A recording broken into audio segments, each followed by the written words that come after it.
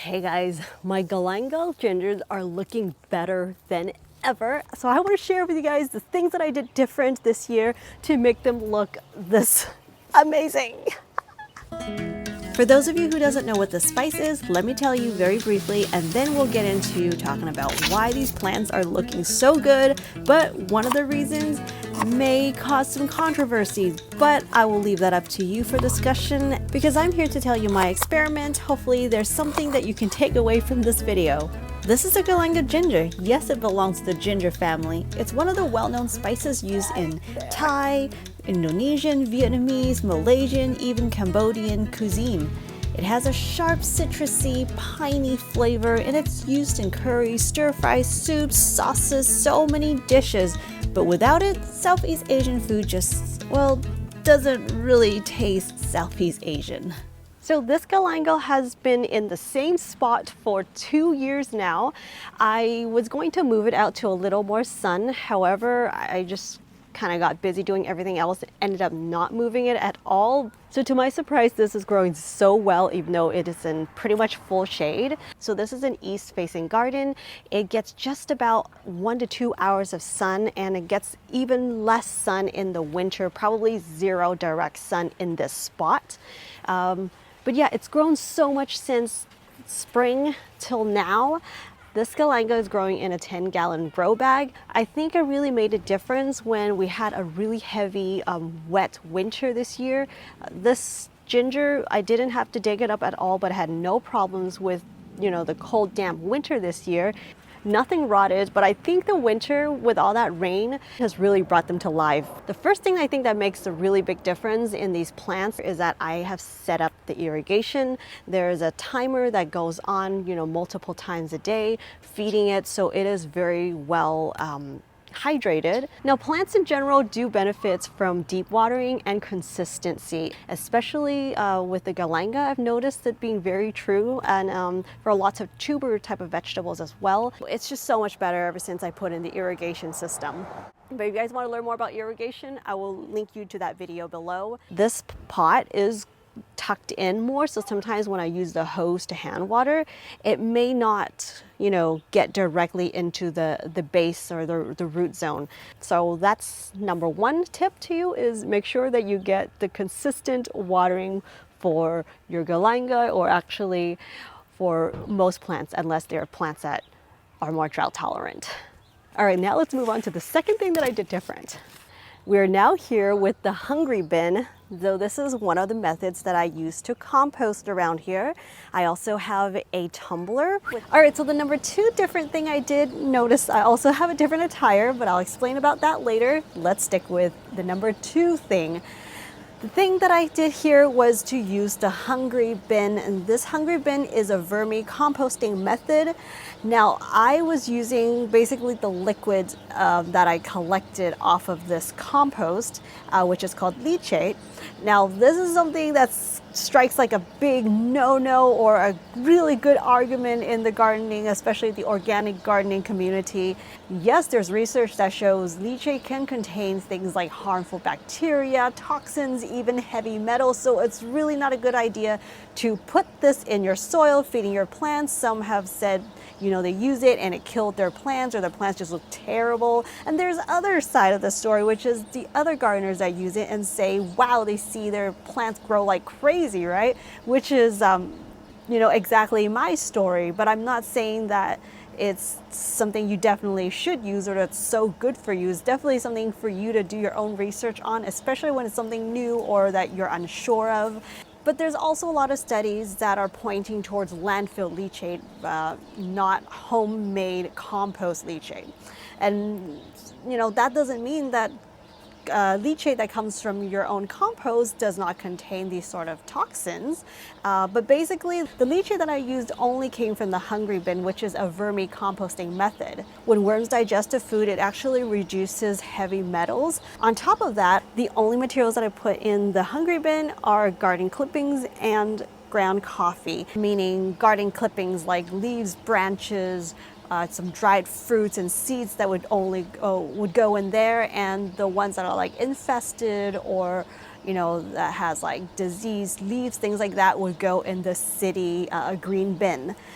And so normally there's no leachate, like barely any leachate that would, you know, leach or drain out of this compost bin, because I don't put any, like there's no proteins in there, there's no cheese, there's no, what other things, like there's no kitchen scraps in there.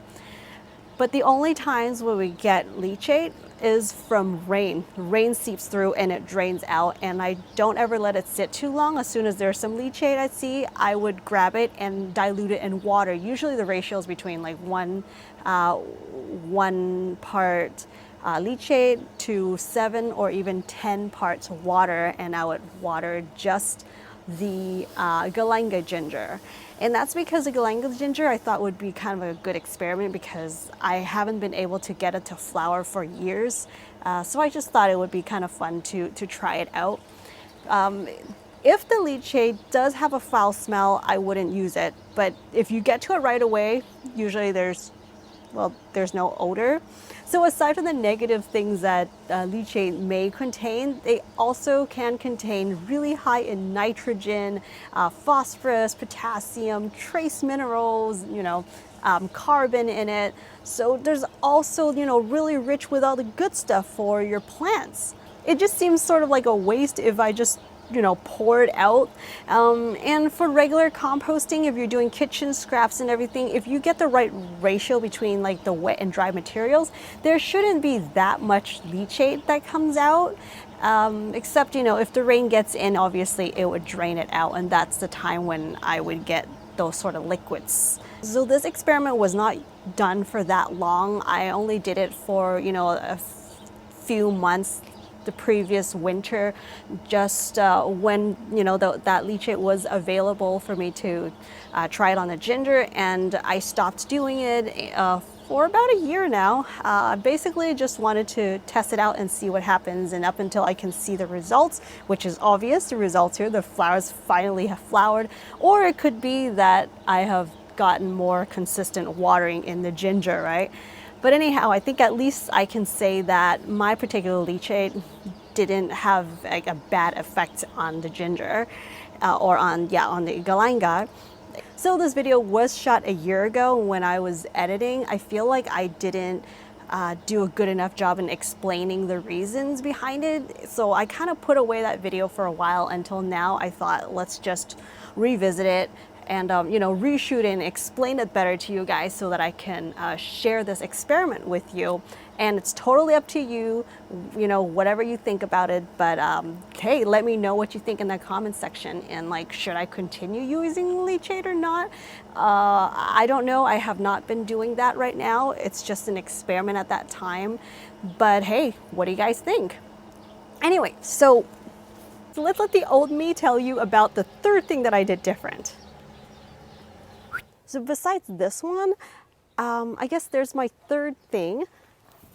It's more like an ingredient that I add to it, is the Organic Rev. This is like a humic acid.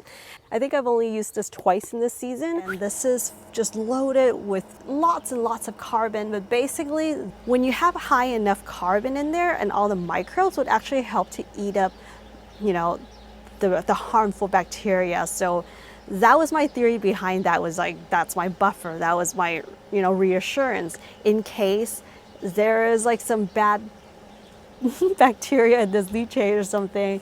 The Organic Rev would help to kind of tone it down, or reduce it or cancel it out. But if there's other good things in this leachate, which I'm sure there is, because it's all like drainings from basically like compost, right? Organic Rev would help to enhance these good properties. It would make it more effective for the plants. So that is why I decided to use that one, but that's completely optional. The biggest reason in making this video for you is about the leachate. It's about my personal experience using that, well, with my specific compost, right? It's not gonna, I'm not saying that you're gonna get the same effects using your compost or in different types of plants. This is a lot darker than how I normally would water, but it doesn't seem to bother the plants. The diluted leachate looks darker because I added the Organic Rev.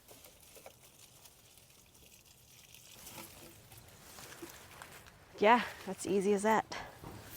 Oh, and if you guys are interested in trying out Organic Rev, I believe I'm not sure if their website still do like the free trial thing. You basically pay like a few bucks for the shipping and you get to try out the sample for free. But anyway, this is not a sponsored video. I thought it was really interesting what I saw and I thought I would share. Thank you so much, you guys, for making this far in the video, and let me know what you guys think in the comments below. I'll see you back in the next video. Bye.